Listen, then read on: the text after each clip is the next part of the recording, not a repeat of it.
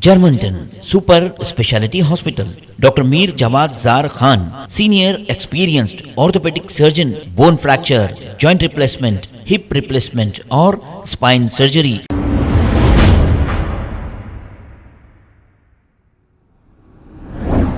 अस्सलाम वालेकुम नाज़रीन, 7H न्यूज़ में आपका इस्तकबाल है। 7 दिसंबर 2023 को तेलंगाना के चीफ मिनिस्टर की हैसियत से रेवंत रेड्डी साहब ने हलफ लिया और साथ ही साथ 11 और मिनिस्टरों को हलफ दिलवाया, मगर उन 11 में से किसी एक भी मुसलमान को मिनिस्ट्री नहीं दी गई। ये सवाल है तेलंगाना के कई मुसलमानों का। मैं आपको इसका जवाब देते चलूं कि ये मिनिस्टर्स की फर्स्ट लिस्ट थी, अभी सेकेंड लिस्ट आना बाकी है। फर्स्ट लिस्ट में जो एमएलएस जीत कर आए थे उनको मिनिस्ट्री दी गई। सेकेंड लिस्ट में जो कम्युनिटी से, जो कास्ट से एमएलएस नहीं जीत सके, उन्हें एमएलसी देकर, एमएलसी का कुछ प्रोसीजर रहता, वो प्रोसीजर कंप्लीट करके उन्हें मिनिस्ट्री दी जाएगी। इस इलेक्शन में कांग्रेस पार्टी ने 6 मुस्लिम उम्मीदवारों को उतारा था। उन 6 में से 4 ऐसे कॉन्स्टिट्यूंसी है जहां से पहले से ही एमआईएम के मुस्लिम कैंडिडेट सिटिंग एमएलए है। तो हम उन 4 कॉन्स्टिट्यूंसी को बाजुक रख के दूसरे 2 कॉन्स्टिट्यूंसी की बात करेंगे, जैसा कि निजामाबाद अर्बन और जुबली हिल्स के।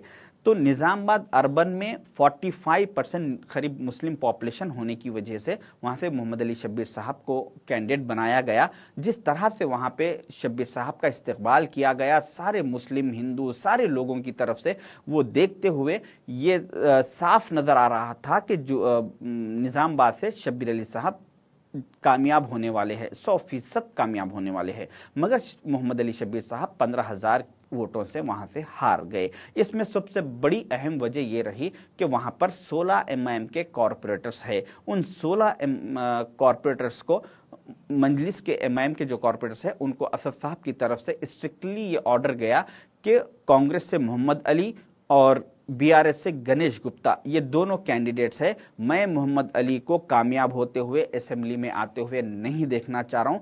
किसी भी सूरत में तमाम आप लोगों के 16 कॉरपोरेटर्स की जिम्मेदारी रहेगी कि मोहम्मद अली को हराना है और गणेश को जिताना है। ये ऑर्डर पास होने के बाद उन 16 कॉरपोरेटर्स में से एक मजबूत ईमान वाले ने पार्टी को रिजाइन दिया, एमआईएम को, और वो कांग्रेस में शमूलियत इख्तियार की।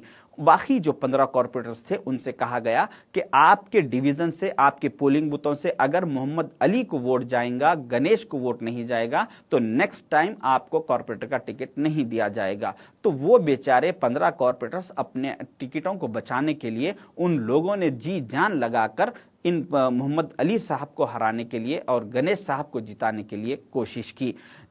ये सबसे अहम वजह रही जिसकी वजह से मोहम्मद अली शब्बीर साहब वहां से हार चुके। इलेक्शन के बाद मैंने वहां उस इलाके के जो एमआईएम के 15 कॉरपोरेटर्स हैं उन इलाकों के पोलिंग बूथों का मैंने रिकॉर्ड चेक किया, तो उसमें 27,000 करीब 800 वोट गणेश गुप्ता को गए, मोहम्मद अली के खिलाफ गए। इस वजह से वहां से मोहम्मद अली साहब 15,000 की मेजॉरिटी से हार चुके।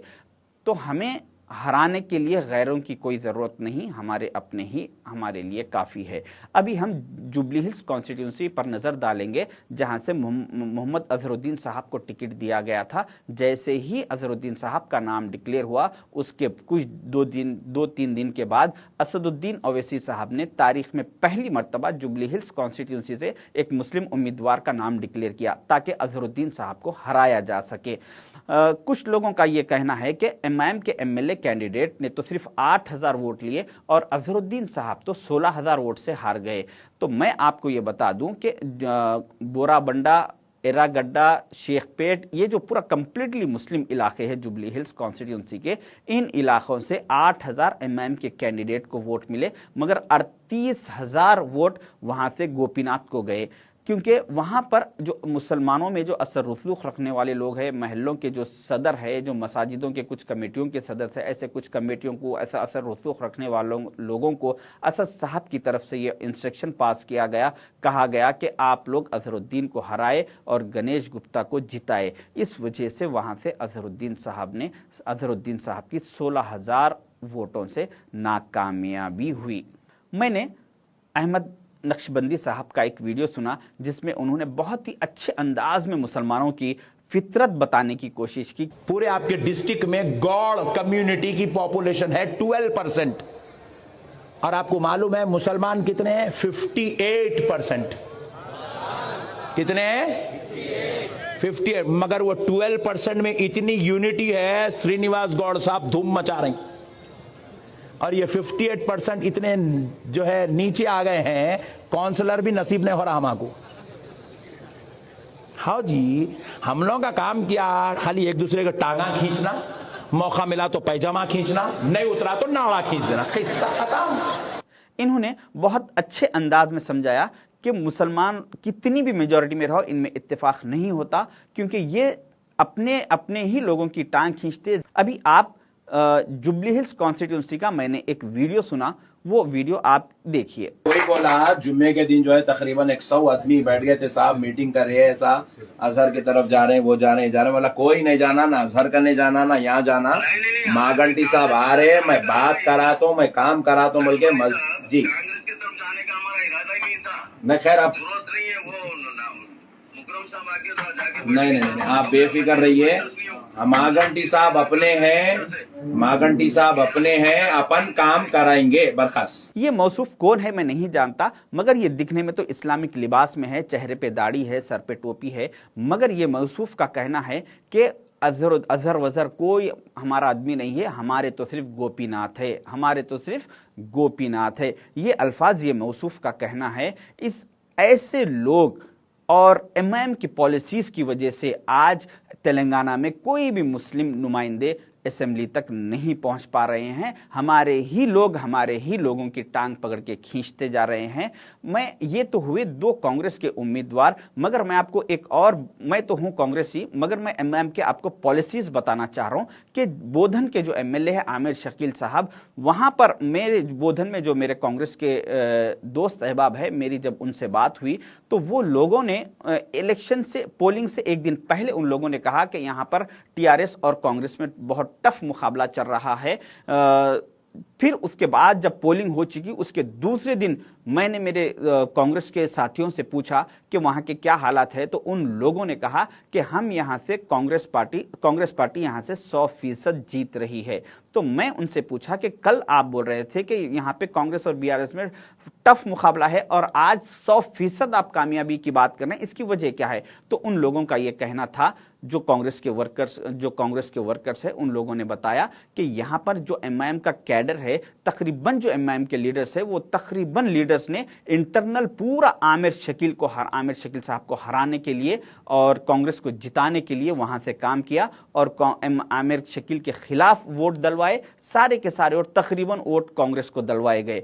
तो ये एमआईएम की पॉलिसी रही कि ये नहीं चाहते कि किसी भी असेंबली कॉन्स्टिट्यूंसी के लिए मुसलमान उम्मीदवार असेंबली में आए, मुसलमान कामयाब हो, ये नहीं चाहते। इस वजह से ये खाली तेलंगाना नहीं बल्कि सारे इंडिया में ये लोग यही काम कर रहे हैं।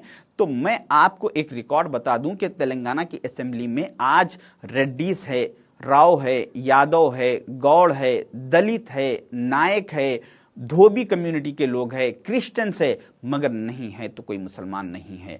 तो ये हमारे लिए बहुत शर्म की बात है। आप लोगों को, हमको चाहिए कि ये एमआईएम के पॉलिसीज के खिलाफ हम आंख खोले, इनकी हकीकत क्या है उसको जाने। जर्मनटन सुपर स्पेशलिटी हॉस्पिटल, डॉक्टर मीर जमात जार खान, senior experienced orthopaedic surgeon, bone fracture, joint replacement, hip replacement और स्पाइन सर्जरी कामयाबी से अंजाम दे रहे हैं। इसके अलावा neurosurgery, cardiology, gynaecology, dental, general medicine, dialysis और फिजियोथेरेपी जैसे शोबाजात में इंतहाई कामयाबी के साथ वाजिबी फीस में इलाज किया जा रहा है। शेयरिंग और प्राइवेट रूम्स, अस्पताल में 24 घंटे MRI, CT scan, 2D digital x ray, ultrasound, operation theatre, ICU और लैब की सहूलत दस्तयाब है। आपकी उम्मीदों के ऐन मुताबिक Germanten super speciality hospital, pillar number 150, Attapur, Hyderabad.